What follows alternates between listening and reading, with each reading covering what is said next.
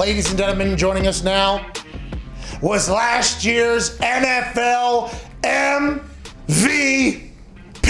Woo! He was given 37 seconds to talk about it, and we are thankful for the shout out. This man is currently entrenched in a job with one of the most legendary game shows of all time. For the next 2 weeks, you can see him hosting Jeopardy. A former celebrity Jeopardy champion, ladies and gentlemen, Aaron Rodgers. Yeah! How you doing, bub? Oh, I've missed you guys.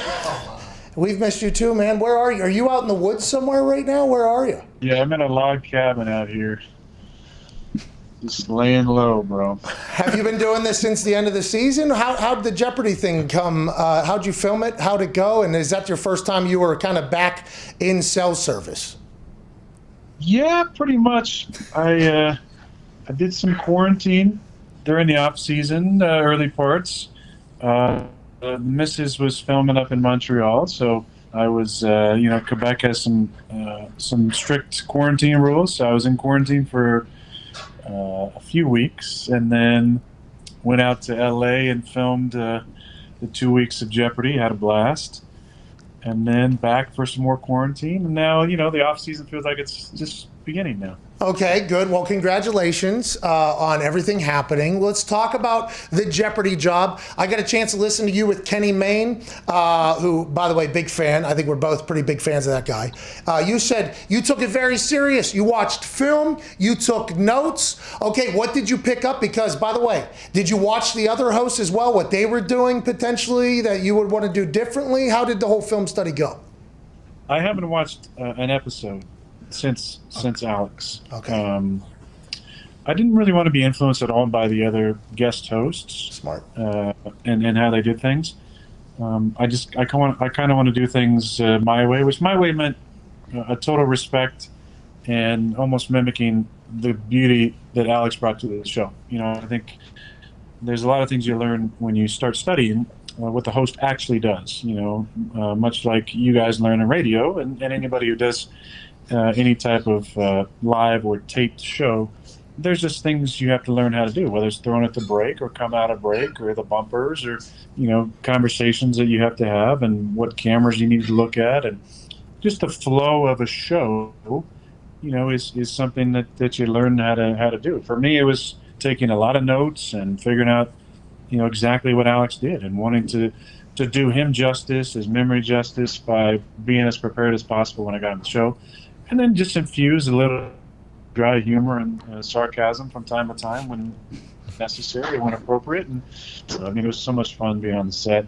They really set up the thing for the host to be successful.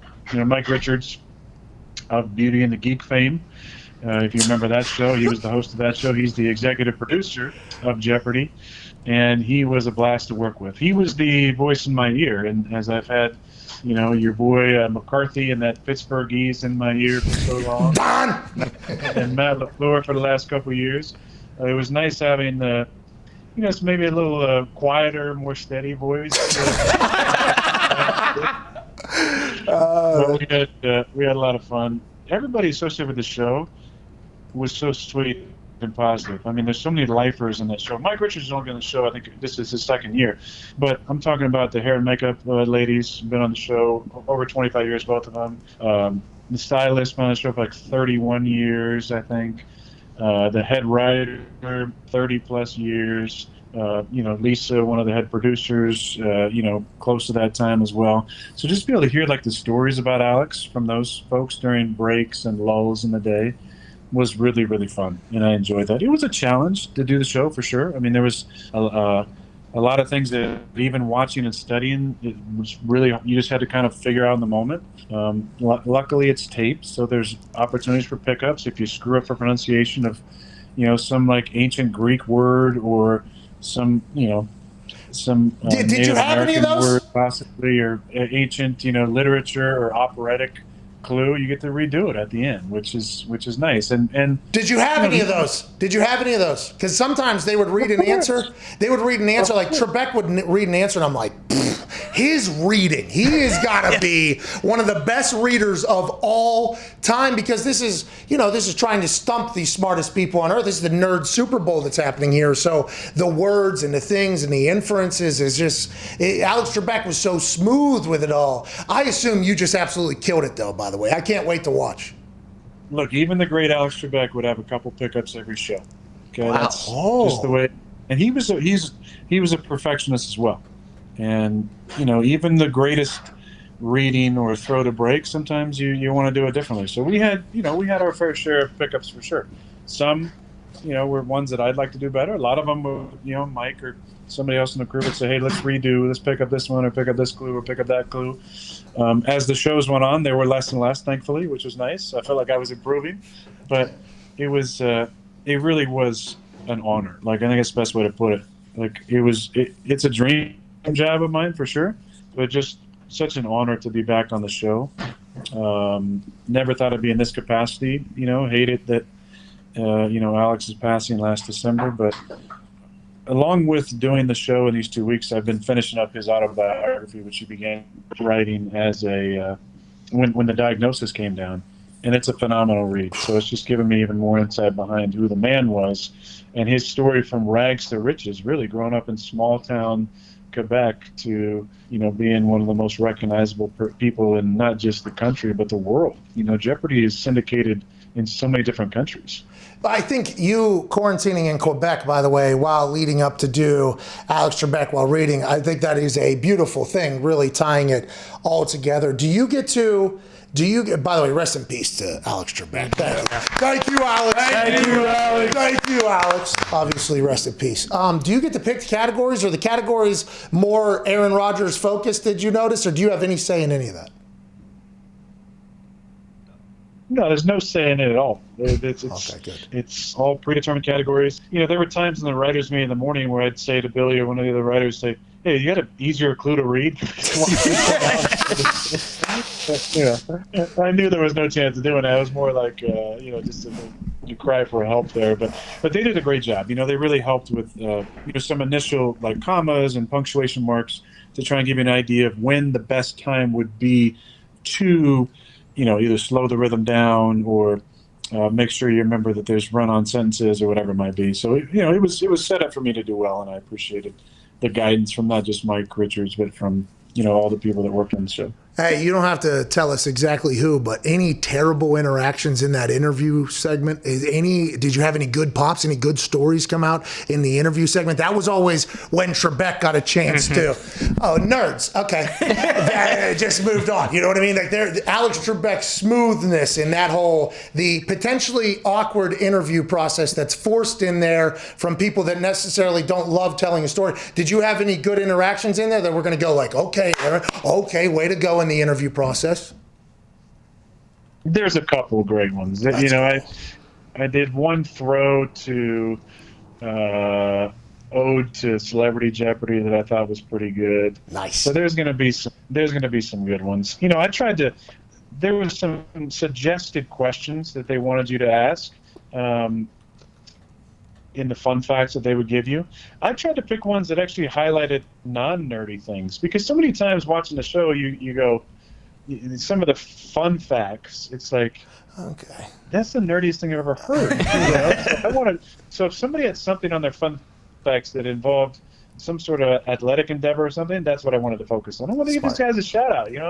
They've been nerds their entire life. Let's let them know, hey, if they're training for a marathon, let's highlight that. If they're a black belt in judo, let's highlight that. Ooh. Okay. Hey, this nerd here could beat the hell out of you too, buddy. Yeah. Just in case you're wondering. That's good news. I like how you do that. Have you thought about football much this offseason while you're in quarantining, while you're doing Jeopardy and studying for Jeopardy? Have you looked back on the past season? Obviously, MVP run. I'm not sure there's a lot of times you can say, if I threw the ball better, like there isn't a lot of that. But have you done a lot of any of the recapping or overall mental feeling on going into next season or anything like that yet? Not really. I mean, I feel like that's what some of the exit stuff is all about. And once you get away, it's important to get away. I think it's important to just clear your mind and move on. And, you just clear the clutter and the grind, and just kind of reset. For me, it's a great time to reset my body, to heal up, and to relax, and start to get into the off season training for the next year. But it's been a quiet period mentally, and I've enjoyed that. I haven't been on a lot of social media or TV. It's just been more relaxing period for me. Well, I want to let you know what you're doing with the North Valley Community Fund, I believe is the thing. Very cool what you're doing for your home area there. You said you've stayed off of social media. You haven't even heard. Have you heard it? Hey, listen. A lot of people got ideas about your contract, me included, boys as well. Yep. Have you heard any of this? Have you heard any of the conversation about what's going on with contracts? Your contract is a topic of conversation in a lot of places because you're Aaron fucking Rodgers. Have you heard a lot of this? And what are your kind of thoughts on, the speculation of your future at this point and where we're at right now on April 5th, 2021? Well, look, I mean, I'm not insulated completely from all those conversations. I think part of it is you have to have some understanding of what's going on out there. I think that we're exactly where we were last year when I made comments after the draft and throughout the season. I don't feel like any of that's changed. Even my comments directly after the last game, there was some, and we talked about it on this show. Yeah. Some people who thought, who made assumptions based on what I said. Nothing's really changed. My future is really, a lot of it's out of my control. That's why I mentioned using words like a phrase like beautiful mystery, because it is quite uncertain which directions that things are going to go. All I can do is play my best, and I feel like last year I did do that, and may have thrown a wrench into some timelines that may have been thought about or desired, but ultimately, things haven't really changed on that front. I meant what I said last year, about really being at peace with the whole thing, and that hasn't changed. I feel good about the way I played. Feel good about the way I led. I loved, our interactions and everything that this show provided for me last year, and I think people got a raw look at. Honest conversation about the future, and someone who's not bitter or disappointed or frustrated about things that they realize they can't control. And my future is one of them, and I'm kind of surrendered to what's going to happen, and just confident in what I bring to the table and how I played last year, and everything else is kind of for speculation, and I'm sure there'll be plenty of it. I think you said the draft and what happened and everything like that. It almost gave you like a reimagine at how you view everything, because it's not what happens, it's how you react to it. And I think you said you came to peace, like, okay, this is very much out of my control, and it almost set you in maybe a new direction mentally. I don't want to be speaking for you in this whole thing, but now that the conversation is back in the same place where it was after the draft, basically, like, there's a chance that the Green Bay Packers just a few years from now are not going to have Aaron Rodgers as quarterback, after you had said you would want to be a Green Bay Packer for the rest of your career. And you say you're not bitter at all. That's interesting to me, because I don't know how you do it, because I would, if I'm Aaron Rodgers, and this is that mental path that you went on is something that I don't think I could ever do, because I'm just a stubborn prick, you know what I mean? Like that, but like that, the ability to get to peace there is one I don't think a lot of people could do, and I think that is why it's so befuddling to people. They're like, no, that can't be real. That can't be how he actually feels. But every time I've talked to you live, and it feels like you're very much at peace with, like, hey, whatever happens, happens here. Well, and I've said this before, the draft was actually not the moment of change. The change was before that. The perspective adjustments and the course corrections with my own life, personal life, headspace, those happened before that. And the draft was just an opportunity for those to play out in real time, where I had an opportunity to respond using the tools that I've tried to cultivate and the habits that I was trying to form and adjust in real time. And so I got a great opportunity to show where I was at mentally, and to grow, and to just be myself, in this new, hopefully improved version, content, at peace, not bitter, not a victim mentality. And I think that was what gave me the opportunity. So I'm thankful for that moment. At the same time, just like I've just always kind of spoken the truth and been honest about my opinions about where things are at, and understanding that with that pick that did take my future to a sense out of my control, and I came to peace with that. But I think, look, for you personally, and watching you made a decision that was in your best interest, right? You basically retired from football. I know you had some injuries and stuff, but you took a leap of faith, right? And you did it with confidence, and Ignorance. you obviously surrounded yourself with great people, but it's one that's paid off, right? Yeah, you made a risky to many people, but to you it made sense. For me, that's how I approach things mentally. I wanted to make changes and to step into a different headspace. One that I thought would be a lot more positive and healthy for me moving forward. And so that's why when things happened, there wasn't things happening to me. It was things happening around me. I wasn't a victim of circumstances. I wasn't a victim of things happening to me. I was just a part of a process of events unfolding. But at the same time, it doesn't mean I can't be honest about how I thought those events would affect my future in Green Bay. And I said what I said last year, and it's still a reality, and that really hasn't changed. Have you had a chance to chat with Mr. Murphy at all? Because his clip last week of saying, because Rob Domofsky, shout out Rob, by the way, he's watching right now. Shout out Rob. Can't come on the show, ESPN, obviously, but I've never met you either, but shout out Rob Domofsky. He asked the question to Murphy about the contract, and Mark Murphy was so quick, I can't talk about that, okay? And he was like, good try though, Rob. As if that was like a gotcha question, which I don't think Rob thought that was a gotcha question. I think a lot of us thought that was something that was going to potentially happen. Hey, now I know business people handle business people and you do your thing, but has there been any business conversations by you and your people, or has that been something that you kind of stay out of? Yeah. Did you have a Bob Domofsky quota to hit there? Is that why you had to say his name? No, it's a good name to say if you got a Pittsburgh accent. You know what I mean? Yeah. Bob Domofsky. I mean, it's a good name. You know what I mean? It's a good Damaw. Shout out Bob Domofsky. I got to have a conversation with Bob a few days ago, mostly about Jeopardy, which was great. That was a fun one, and I've worked with Bob for a long time.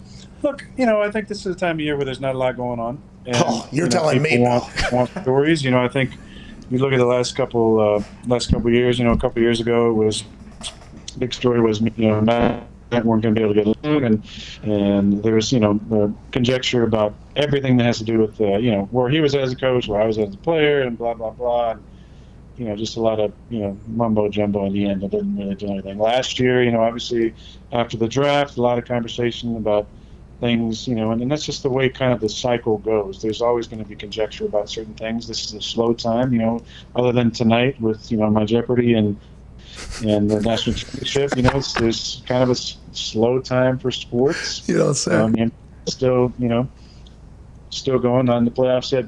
Baseball's just getting going, but let's be honest, the long season baseball, and you might watch the beginning, but maybe not a whole lot till the end of the playoffs. So there's not a lot going on. So this is one of the topics that people want to talk about. Obviously, there was talk about my contract and redoing it to get under a salary cap. Those conversations that I'm sure are ongoing or talked about from time to time.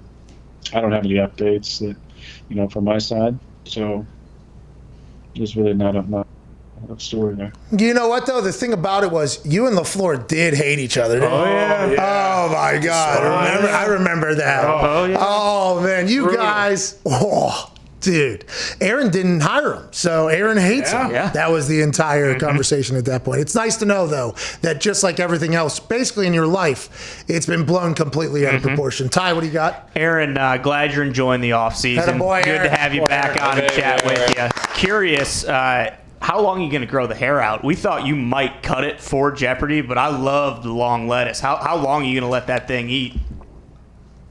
By the way, I'd like the mustache next. Surprised you don't have one. Oh, Ty was so drunk yesterday he forgot to shave it in this morning. That fair assessment. That's what happened. Good to be back with you. I've been growing my hair out for about a year now, I'd say. No, in about 10 months. I think I'm gonna just keep on rolling with it. As long as I got my hairline, I feel like it's time to do a little bit of a throwback and to 2007 and just kind of maybe change the narrative around my hair that time around. I didn't, in my defense, until 2008, the man bun wasn't as widely accepted as it is today. I agree. Just a straight pony as well wasn't maybe as accepted as it can be today. So I think there's more types of hairstyles that you can use as a gentleman with long hair at this point, and I'm gonna look into all those different types. I want to let you know, Aaron, as you were talking there, Chase Smith, former host of our show who passed away this weekend, his shirt was hung in the rafters, but as announced at the beginning of the show, it was not securely up there, and it fell in the middle of that. Sorry that happened. Rest in peace, Chase. Rest in peace. Still in the rafters. Yeah. It is not made to be hung anything in there, but still in the rafters. The hair, though, was there a thought potentially, Jeopardy, for you to cut it? Did anybody say, hey, maybe we cutting the hair? Was that conversation? Because I'll tell you, whenever I was going to have to go to court after the public intoxication, a lot of talk about me potentially cutting hair. Didn't do it. I would assume for you, potential same thing with Jeopardy, being Jeopardy and all that. I thought about it. I also thought about shaving to a mustache to honor Alex, but my hair wasn't long enough that I couldn't do something with it. I felt like we had a nice little comb over going that didn't look too distracting.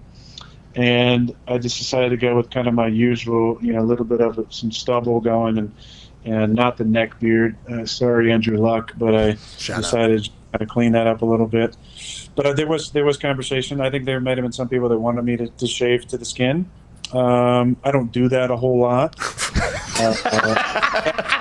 If that was a prereq to get the full-time gig, no problem with it at all. No problem at all. Whoa! Did you just campaign potentially for the full-time gig right there? You loved doing it, didn't you? You enjoyed the hell out of your time doing Jeopardy? I did. I loved it. Be sure. Hold on. You lost service in the middle of the woods, wherever the hell you are, whether it's in Canada, here, or in America, on the films. You would love to do Jeopardy more, you say? I would love to be the host of Jeopardy, yes. And I hope you get it, dude. Give it to him. The guy wants it. Come on. He's good at everything. He'll shave his face. Come on. Good for you, dude. I appreciate you, man. I hope you enjoy the hell out of your off season up there. Tell the missus congrats on whatever she's shooting up there. Tell her bon chance in whatever she's doing up there in Quebec. Hey, let me just tell you, she's a big fan of yourself and the show. Let's go. She wanted to do a little background, say hello, but she's waving over at you right now. Aaron, we gotta have Shailene Woodley on the show. Yeah. How we'll say guest Aaron Rodgers and Shailene Woodley. It will always say friend of the show. Yeah. She doesn't know if the show's big enough yet for her to be on. I understand. Completely fair. Very fair. Yeah. Very fair. Very fair assessment. Okay, maybe one day. Hey, we appreciate you, man. Enjoy your off season. Incredibly proud of you, bub. Thanks, buddy. Miss you guys. Love you guys. Hey, miss you, love you, man. Aaron Rodgers. And boy, almost had Shailene Woodley on the show. Yeah, almost. We'll get there. Oh, yeah. Someday. That's funny, though. Show's good enough for me, not good enough for you. That's what he said. Not quite big enough yet.